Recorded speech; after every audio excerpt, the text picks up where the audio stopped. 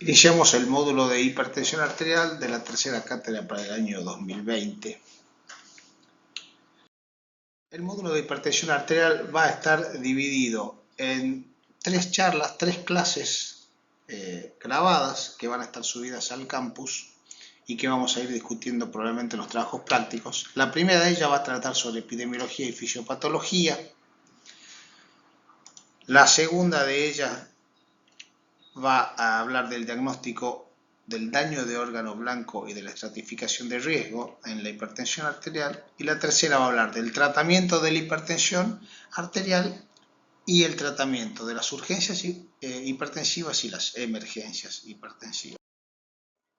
En primer lugar vamos a definir lo que es hipertensión arterial, y hipertensión arterial es la elevación sostenida de la presión arterial sistólica o diastólica, o sea, una u otra o ambas, por arriba de las cifras que los consensos consideran normales. Y acá viene una característica, así como puede ser en la diabetes. Hay un valor donde expertos se han puesto de acuerdo y han dicho, bueno, hasta aquí es normal, a partir de aquí no es normal. Vamos a ver cómo se construye ese concepto.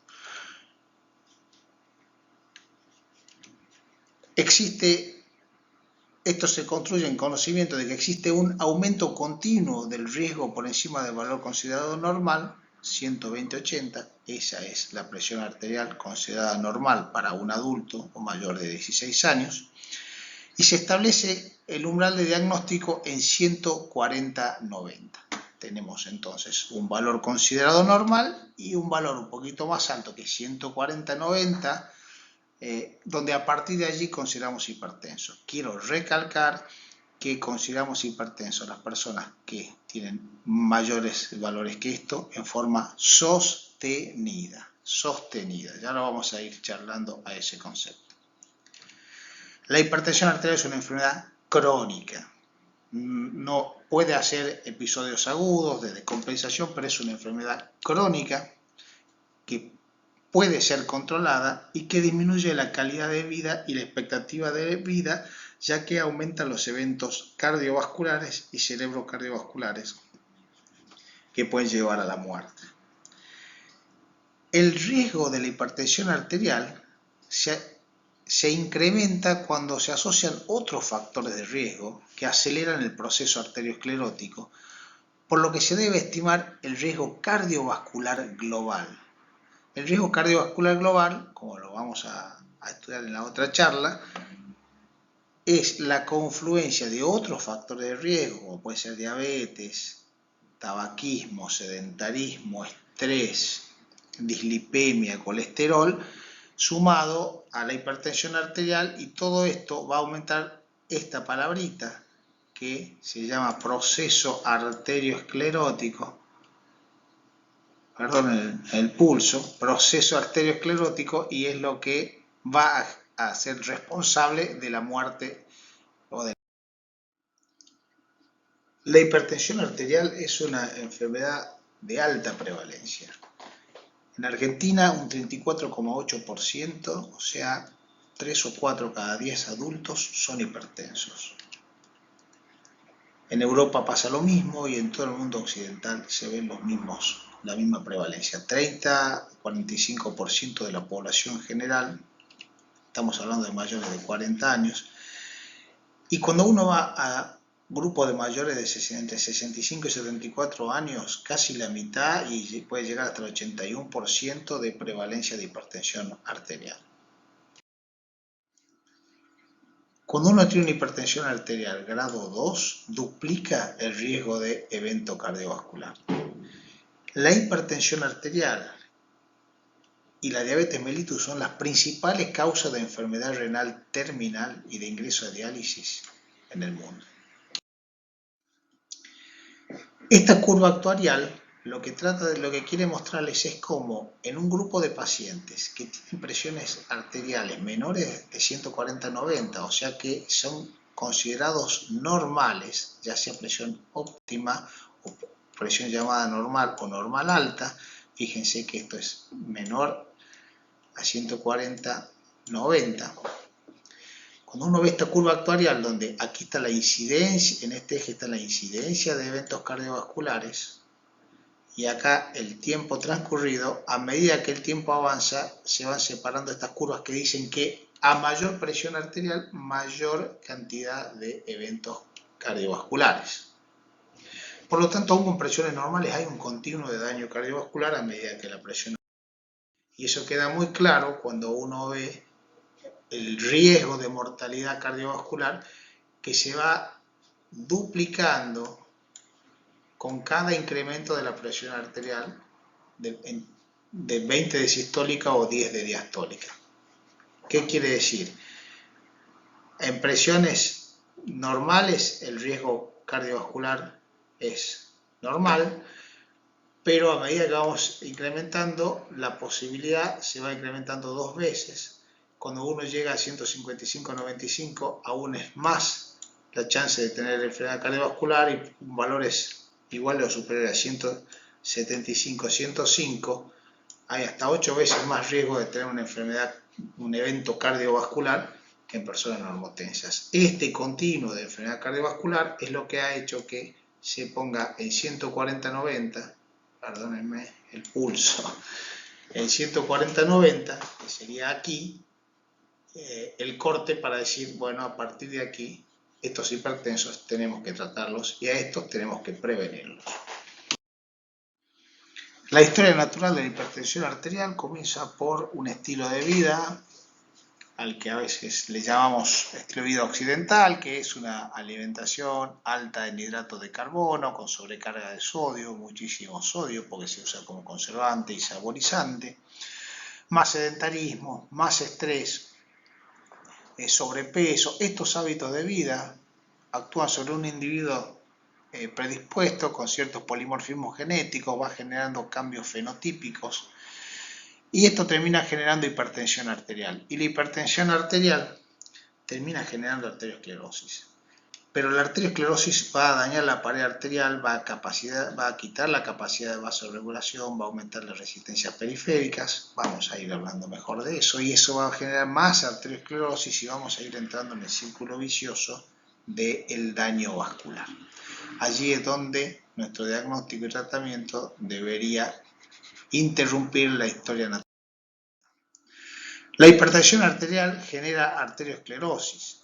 Entonces, y de eso, esto es simplemente un repaso, van a haber clases especiales para arteriosclerosis, pero van a ver ustedes que tenemos una arteria con un endotelio, esta monocapa finita es el endotelio, luego de eso tiene una capa media, una capa muscular con un músculo liso que tiene capacidad de contraerse o relajarse, dando vasodilatación y vasoconstricción, sobre todo a nivel de las arteriolas, que es donde se regula la resistencia periférica, y una capa adventicia. Y en este subendotelio van a ir depositando, va a haber un daño endotelial, va a perder la permeabilidad del endotelio, se van a generar un acúmulo de sustancias en el subendotelio que van a ir generando una placa que crece, un engrosamiento de la arteria, un estrechamiento de la luz, con progresivo crecimiento de la placa, y estas placas pueden romperse, este endotelio se efracciona, y todo esto, que es el contenido subendotelial, queda expuesto a la luz vascular, y cuando uno rompe el endotelio y expone las estructuras del subendotelio, inmediatamente se generan procesos trombóticos, ya que la cascada de la coagulación y las plaquetas se activan poderosamente cuando uno expone el subendotelio, formando un coágulo que puede ser suboclusivo u oclusivo. Hay clases de esto, pero quiero contarles que en la hipertensión arterial el daño va a estar representado por la arteria. Entrando a la fisiopatología de la hipertensión arterial, vamos a recordar lo que es el endotelio y la función endotelial. Esta monocapa de células planas llamada endotelio separa la luz vascular con sus elementos formes que circulan, plaquetas, glóbulos rojos, del espacio subendotelial, que es esta matriz que encontramos acá, y de la capa media o capa muscular de la arteria, donde tenemos células musculares lisas que tienen capacidad de contraerse o relajarse vía AMP cíclico o GMP cíclico y en presencia de calcio. La presencia de calcio es muy importante para la contracción vascular y va a ser, como verán después, alguno de nuestros objetivos terapéuticos, bloquear el calcio intracelular de la capa media. Volvamos al endotelio. Esta monocapa tiene una función fundamental. Primero, su superficie libera óxido nítrico. Este óxido nítrico tiene un potente mecanismo antitrombótico y el primer estímulo para la liberación del óxido nítrico es el shear estrés o estrés de rozamiento de la sangre que circula. Roza al endotelio y el endotelio vía la óxido nítrico sintetasa a partir de arginina genera óxido nítrico y eso es un potente vasodilatador de la arteria y potente antitrombótico.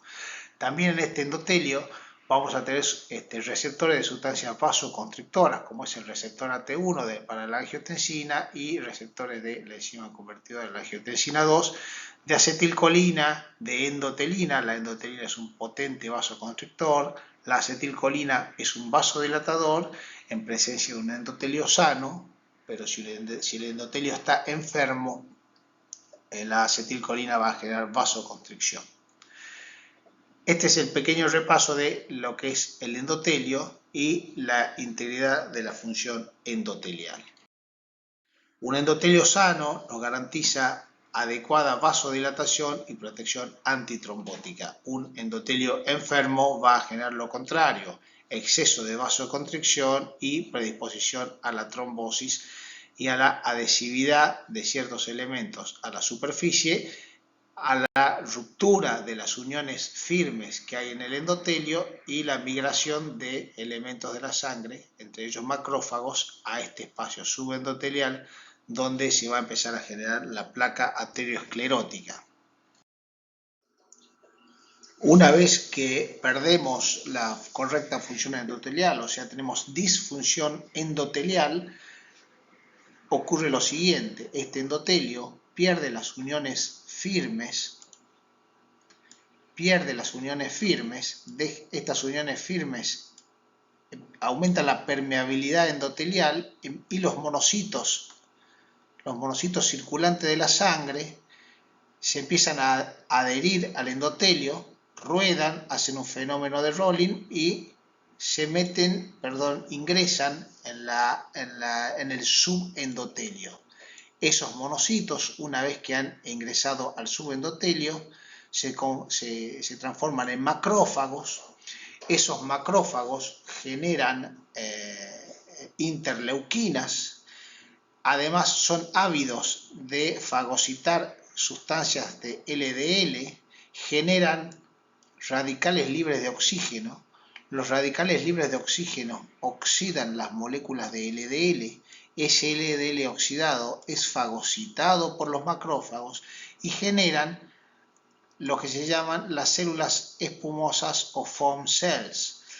Esas foam cells generan factores de crecimiento y esos factores de crecimiento generan mayor acúmulo de linfocitos macrófagos. Esos linfocitos macrófagos van a ligar VCAM y ECAM, moléculas de adhesión, que van a aumentar más la permeabilidad hacia el subendotelio y hacia la capa muscular.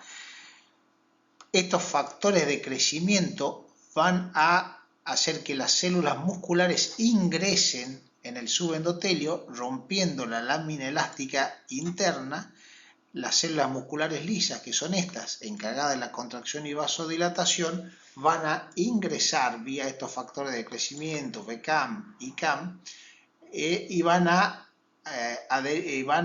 conformar todo este magma, toda esta placa arterioscleróticas y van a desencadenar fenómenos de apoptosis, o sea, muerte celular programada. La apoptosis, recuerden, es la muerte celular programada, y otro tipo de muerte celular no programada, que genera un mayor estatus inflamatorio.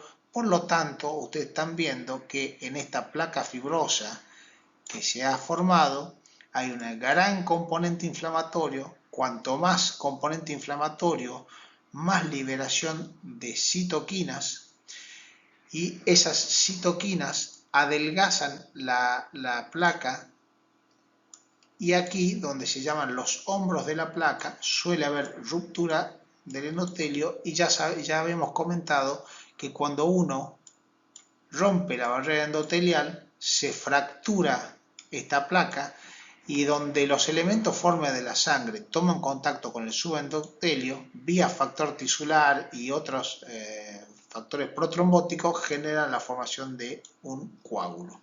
Con esto tenemos un repaso del fenómeno que se llama aterosclerosis, y por aquí va a llegar lo que se llama, este es el camino fisiopatológico del daño de órgano blanco en la hipertensión arterial.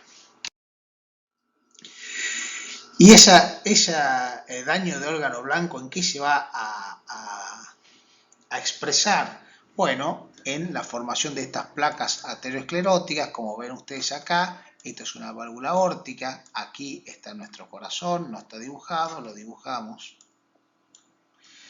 Entonces, raíz de la aorta, callado aórtico, y en los ángulos donde la sangre toma velocidad se genera mayor vulnerabilidad, y se empiezan a generar estas placas que acabamos de mostrar cómo se generaban, y estas placas van a ir creciendo hasta pueden invadir toda la aorta, se lo llama una aorta de porcelana con un gran potencial embolígeno. Estas placas de colesterol y calcio, hay síntesis de calcio dentro de las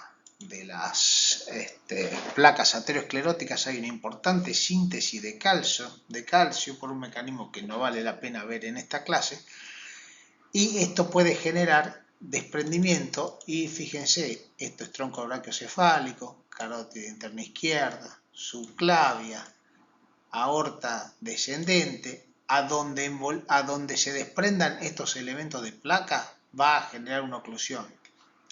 Las placas pueden tomar formas espiculadas y desprenderse, generando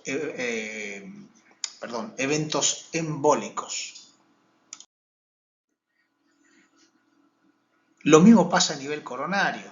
Acá sí tenemos nuestra silueta cardíaca, que está, la repaso acá.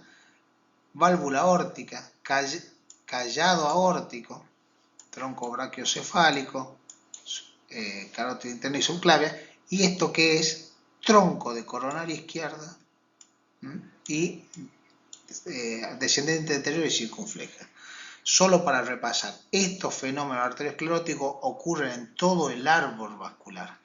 Y entonces, cuando hacemos un corte de una arteria, lo que vamos a ver es que tenemos una placa arteriosclerótica que puede fracturarse, que puede generar una hemorragia dentro de la placa, o simplemente exponer el subendotelio, generándose un coágulo o trombo, perdónenme, un trombo, que puede ser oclusivo, o la placa puede crecer espontáneamente generando una estenosis, o puede ocurrir las dos cosas, una estenosis por crecimiento de la placa con un trombo sobreimpuesto, y esto va a generar infarto de miocardio con supradenivel del ST, como vamos a ver en otras clases. También va a ocurrir que la hipertensión arterial va a dilatar cámaras cardíacas, sobre todo la aurícula, y eso puede generar fibrilación auricular con un ritmo totalmente irregular, y esa fibrilación auricular genera trombos en las orejuelas de la aurícula izquierda que pueden embolizar a cerebro. Pero además de eso, tenemos placas fijas en el territorio carotidio o placas fijas directamente en el territorio silviano o cualquiera de los territorios cerebrales o del polígono de Willis, y cuando se ocluyan van a generar todo un área de isquemia, generando ACV o accidente isquémico transitorio. También la arteriosclerosis de la pared vascular nos va a terminar generando estas dilataciones vasculares llamadas aneurismas, que pueden ser torácicos, pueden ser abdominales y también van a ser vistos en otra clase. Acá quería mostrarles estas imágenes. Acá estaría nuestra silueta cardíaca, que ha sido sustraída digitalmente, y esto es un enorme aneurisma de aorta que puede generar ruptura, y esto es una vista intraoperatoria del aneurisma de aorta, y esto es un parche de Dacron para solucionar un aneurisma de aorta. Va a haber una charla sobre síndromes aórticos, pero es importante ir sabiendo que un síndrome aórtico, una disección tipo A de aorta, tiene una mortalidad de 1% por hora, llegando al 50% en las primeras 48 horas. O sea, son cuadros altamente, potencialmente mortales. También se nos va a expresar nuestra enfermedad arteriosclerótica a nivel de los miembros inferiores con estenosis, claudicación intermitente. Bueno, hasta allí un poco de la fisiopatología de cómo se va a ir generando nuestro daño de órgano blanco. Y ahora vamos a pasar ya directamente a estudiar qué factores regulan la presión arterial para ir directamente a hipertensión arterial. La hipertensión arterial tiene varios factores reguladores. Uno de ellos es la bulimia, otro de ellos es la resistencia vascular, otro de ellos es el sistema nervioso autónomo y otro de ellos, recién lo vimos, es la función endotelial. Estos son, diría yo, los 4 condicionantes más importantes de la presión arterial. Con respecto a la bulimia, vamos a verlo enseguida, está regulada por el sistema renina-angiotensina-aldosterona, por la vasopresina, que es una hormona hipofisiaria, por los péptidos natriuréticos que se liberan en la aurícula, la bradiquinina va a ser regulada también por el filtrado glomerular y por la capacidad de excretar y reabsorber sodio del riñón, por eso que el filtrado glomerular y la indemnidad túbulo-renal son fundamentales en la regulación de la bulimia, en la homeostasis del sodio y en el control de la presión arterial.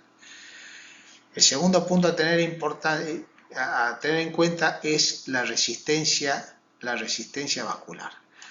Recuerden que los vasos de resistencia son las pequeñas arteriolas precapilares. La aorta es un vaso de conductancia, son los vasos de conductancia donde se regula, donde lo que importa es la elastancia vascular y la capacidad de recibir volumen. La elastancia se da en los grandes vasos y la resistencia vascular se ve en las arteriolas precapilares. Aquí se va a jugar una parte muy importante del partido de la hipertensión arterial.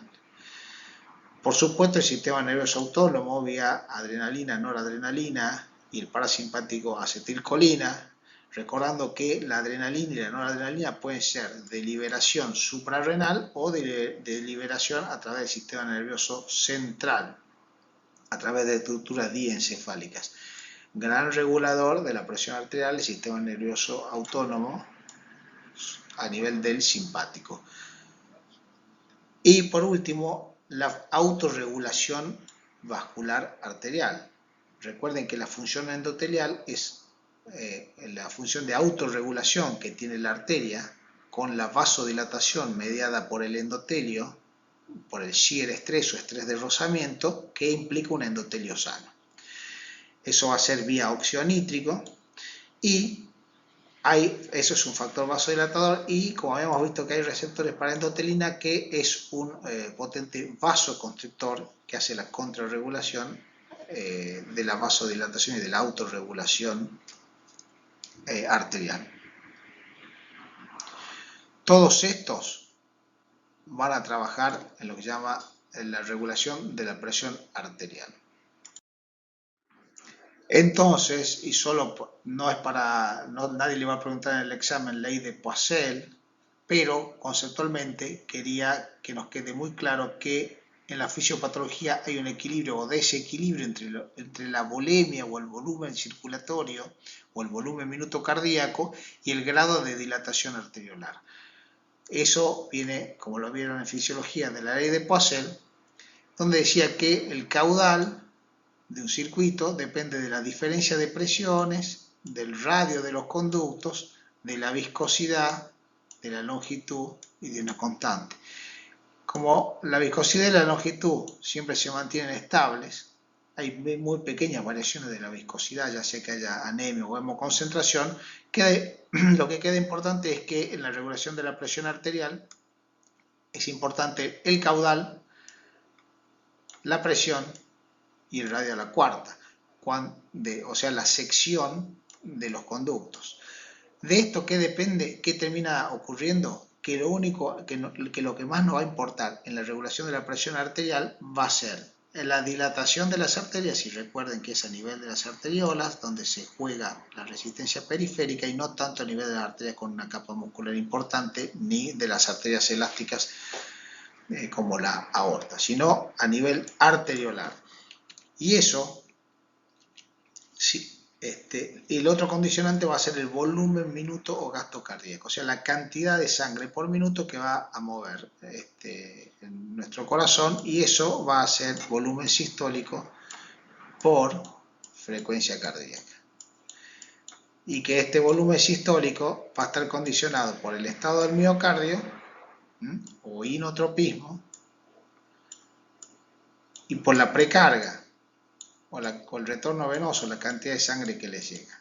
No importa, no hace falta que lo sepan ahora, pero sí que nuestro volumen minuto cardíaco va a ser un condicionante muy importante y el radio de las arterias de resistencia.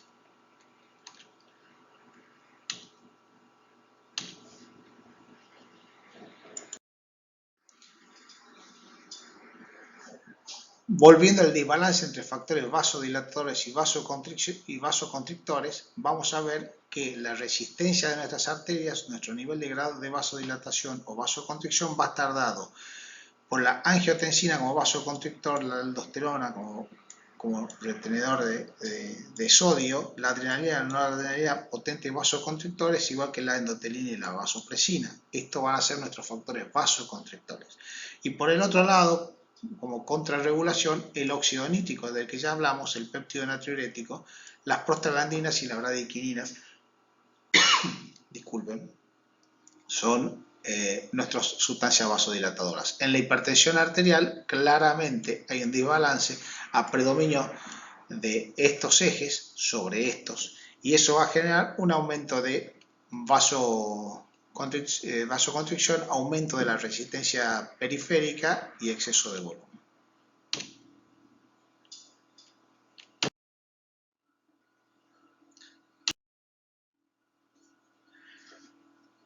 Pasemos a hablar de nuestro primer regulador de la volemia y de la vasoconstricción, que es la angiotensina. La angiotensina tiene la capacidad de reabsorber sodio y agua, tanto a nivel riñón como en el intestino delgado, aumenta la síntesis de aldosterona, es muy potente vasoconstrictor, mucho más potente que la adrenalina, a su vez aumenta la síntesis de noradrenalina, aumenta la síntesis de hormona antidiurética, aumenta el apetito por la sal y la sed, pero cuando a uno le estimula crónicamente, promociona la angiogénesis con factores de crecimiento vascular, genera daño endotelial y promoción de la apoptosis y puede terminar generando intolerancia a los hidratos de carbono. Esto hace esta molécula que se llama la angiotensina, más. Ahora, este sistema de renina-angiotensina-aldosterona tiene una activación de corto plazo, que es muy útil, y ya van a ver, y una actividad, y puede haber una hiperactivación de largo plazo, que puede ser deleterio. ¿Para qué sirve el sistema de renina-angiotensina-aldosterona? Bueno, cuando nosotros tenemos una situación de hipovolemia, por deshidratación, por pérdida de volumen, por lo que sea, se activa el sistema renina-angiotensina-aldosterona, se activa con situaciones de hipovolemia, que es sensada a nivel de la mácula densa renal y de la arteriola eferente, perdón, y ayuda a mantener la presión arterial normal, a la reposición de volumen y a la homeostasis de sodio normal. Sin el sistema renina-angiotensina, nosotros no podríamos hacer ejercicio físico, deshidratarnos, ni tener un bebé, ni tener un accidente, ni ir a la lucha, ni nada de eso, porque no tendríamos regulación de nuestra volemia y posibilidad de mantener nuestra presión arterial con una buena presión de perfusión. Ahora, ese mecanismo, cuando uno lo activa en el largo plazo, por cuestiones del estilo de vida, exceso de sodio, sedentarismo, como habíamos dicho, nos va a llevar a la hipervolemia, a la hipertrofia de la pared vascular, a la fibrosis y al estado protrombótico. Repasemos un poquitito, lo van a volver a ver en las clases de nefro, pero repasemos un poquitín cómo se cómo se activa el sistema renina-angiotensina-aldosterona. Hay mecanismos, varios receptores de la arteriola aferente que detectan cambios de presión. Cuando hay caída de la presión arterial, caída de la volemia, varios receptores de presión de la arteriola eferente sensan esa caída. Cuando hay una caída en la cantidad de sodio que es sensada a nivel de la mácula densa, la mácula densa, recuerden que es la estructura que está entre el glomérulo y el túbulo contorneado distal. Ya tiene una ubicación estratégica. Entonces tenemos sensado de presión acá, sensado de osmolaridad y densidad acá. La caída de los parámetros genera estimulación simpática vía receptores adrenérgicos que nos va a generar vasoconstricción y va a haber retroalimentación negativa para contrarrestar los efectos vasoconstrictores. Esa es la forma en que se libera la renina. Ahora, esa renina que es liberada en forma de prorenina pasa a renina y es clivada por una hormona que se llama angiotensinógeno, que es liberada por el hígado, y ese angiotensinógeno, por la enzima convertidora de la angiotensina que está en todos los vasos, pero también en el riñón, es transformada en angiotensina 1 en angiotensina 2, de un decapéptido pasa a un octapéptido, y esta angiotensina es la que ejerce efectos sobre los receptores AT1, generando vasoconstricción, retención de sodio, generación de radicales libres de oxígeno, inflamación, liberación de factores de crecimiento, proliferación, hipertrofia y síntesis de colágeno. Y también puede actuar en menor medida sobre receptores AT2 que hacen todo lo contrario: vasodilatación, natriuresis, inhibición de los radicales libres de oxígeno o la especie reactiva de oxígeno. Es antiinflamatorio, inhibe los factores de crecimiento, es antiproliferativo, antihipertrófico y antifibrótico. O sea que, como todo, hay mecanismos de contrabalanceo. Por otro lado, estos receptores AT1 que generan todo esto activan la aldosterona y también tienen capacidad de activar al sistema simpático. Esta es la forma en que se activa, y ahí van a ver ustedes que nosotros tenemos objetivos terapéuticos aquí, objetivos terapéuticos aquí y objetivos terapéuticos aquí. Gran parte de los medicamentos que vamos a usar para controlar la presión arterial van a ir a bloquear este sistema renina-angiotensina-aldosterona. Les cuento que los inhibidores de la renina ya se han dejado de usar y usamos los inhibidores de la enzima convertidora y los inhibidores del receptor AT1 y los inhibidores del receptor de la aldosterona, con muy buen bloqueo del sistema. En esta diapositiva lo que intenta mostrarse es que el mismo sistema renina-angiotensina tiene la capacidad de generar la enzima convertidora, así como genera angiotensina 2, también el clivado de estas moléculas genera productos como la bradiquinina, la calidina y la angiotensina 1,7, que trabajan sobre el receptor AT2 más que sobre el receptor AT1,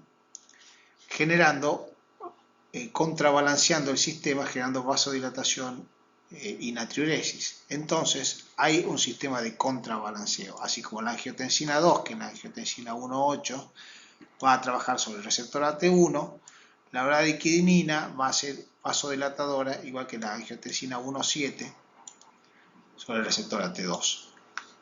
El sistema en general está activado hacia este lado.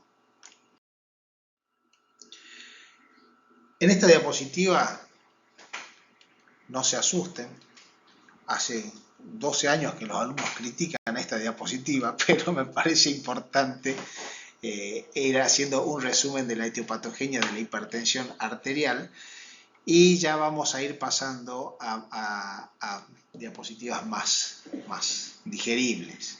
Entonces, repasemos: la ingesta excesiva de sodio, alteraciones genéticas, estrés y obesidad, que van a generar hiperinsulinemia. En la base de todo este lío son los hábitos de vida que van a terminar activando al sistema renina-angiotensina-aldosterona, que además van a activar en forma directa e indirecta al sistema nervioso simpático. Va a haber hiperactividad del sistema nervioso simpático, y ahí quiero mencionar también que el estrés y la obesidad activan por muchas vías: el estrés por vía del cerebro, por vía diencefálica, y la obesidad por otras vías, por la vía de la leptina, generan hiperactividad del sistema nervioso simpático con su potente efecto vasoconstrictor.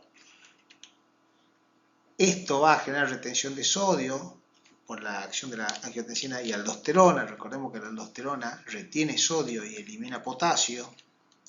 Eso va a generar un incremento del volumen plasmático, o sea, del retorno venoso que llega al corazón, y a eso le vamos a llamar precarga, o sea, la cantidad de sangre que va a llegar al corazón en cada diástole le vamos a llamar precarga.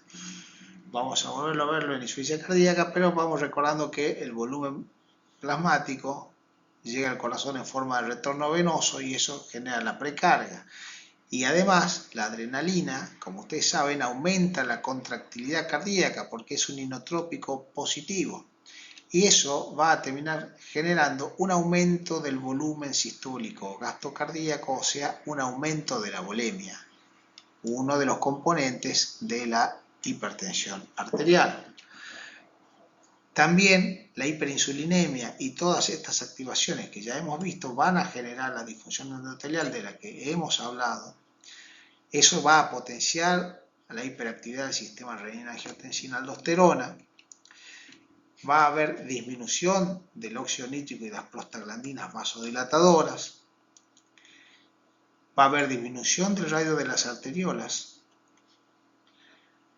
Eso va a terminar generando hipertrofia estructural, y lo que es una disminución del radio transitoria del radio de las arteriolas, que es reversible, una vez que se instala la hipertrofia estructural, empieza a volverse irreversible, y eso va a terminar generando este aumento de las resistencias periféricas.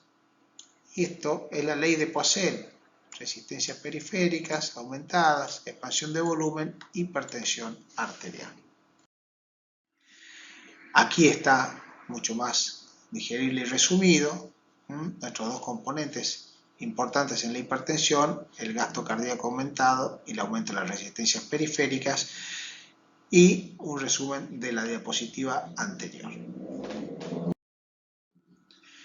Pasemos a la clasificación un poquitín de la hipertensión arterial.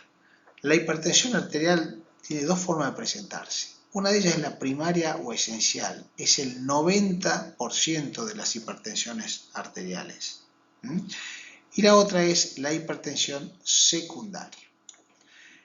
En la hipertensión primaria o esencial suele ser la manifestación de la difusión de varios mecanismos. Es poligénica y es multifactorial. Las explicaciones que yo he estado dando hasta ahora son de la hipertensión primaria o esencial, donde hay un montón de factores reguladores, contrarreguladores que van fallando, potenciándose y terminan generando la hipertensión. Pero hay una hipertensión arterial que es secundaria y es por falla de un mecanismo único. En la clase siguiente vamos a tratar la hipertensión secundaria.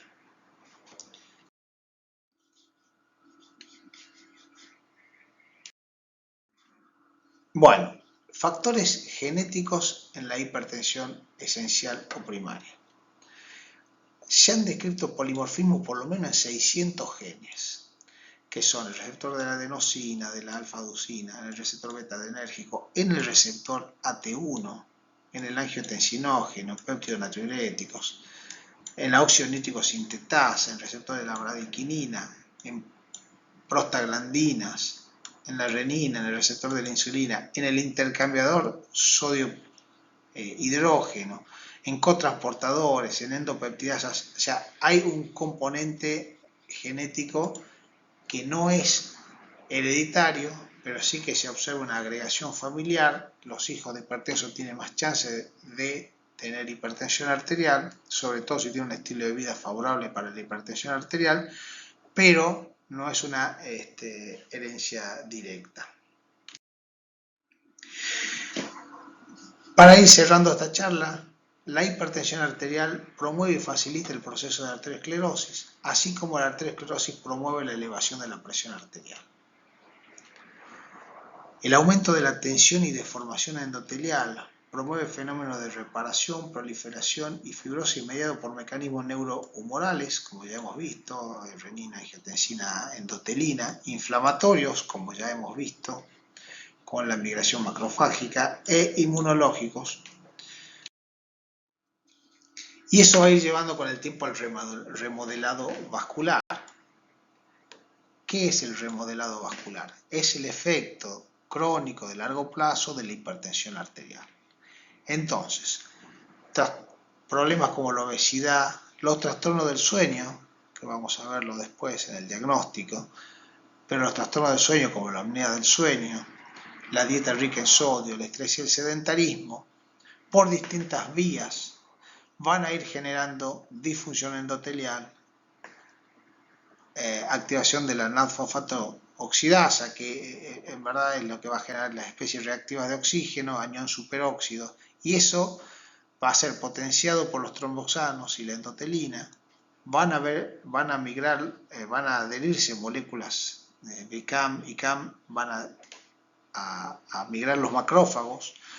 Va a haber un aumento del calcio intracelular con contracción del músculo liso, y eso va a llevar a la hipertrofia, la proliferación, la inflamación y la apoptosis. Esto es un resumen de la hipertensión arterial y la arteriosclerosis.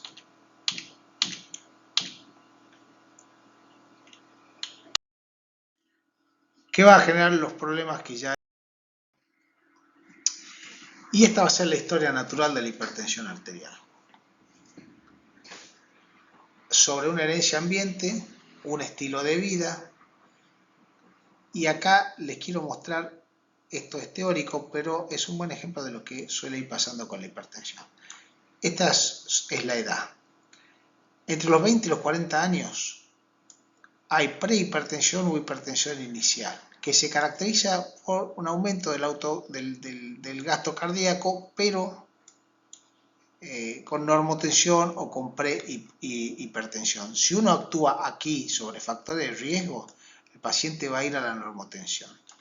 Ahora, si uno no actúa en este periodo, que puede ir hasta los 50 años, va a empezar a haber un aumento de las resistencias periféricas y el paciente va a entrar ya en una fase de hipertensión instalada, pero no complicada. Ahora, si uno deja transcurrir décadas, el paciente va a ir a lo que ya hemos hablado del remodelamiento vascular y daño de órgano blanco. Y a eso lo va a empezar, una vez que instala esto, si uno no interviene, va a ir hacia la aterosclerosis acelerada. Y la fase acelerada o maligna prácticamente ya no se ve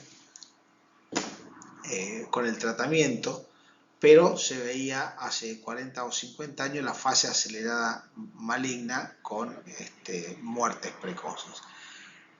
¿Cuál va a ser el daño de órgano blanco? Y esto va a ir dando ya pie a la siguiente charla.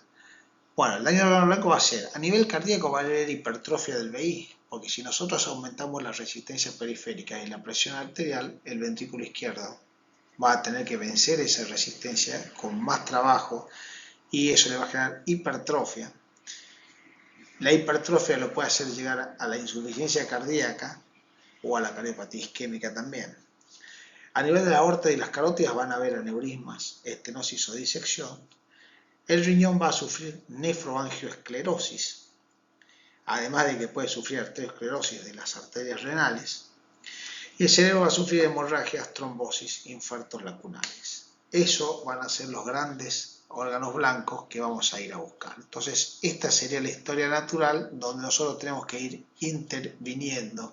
Y por eso es que ahora está el concepto, entre los 20 y 40 años, de la prehipertensión o la hipertensión normal alta, para que vayamos previniendo este proceso hacia la hipertensión. La hipertensión arterial es un proceso largo, tenemos múltiples oportunidades de intervenir, porque cuando ya hemos llegado aquí, como hemos visto en las diapositivas de prevalencia, la mortalidad, morbimortalidad es importante.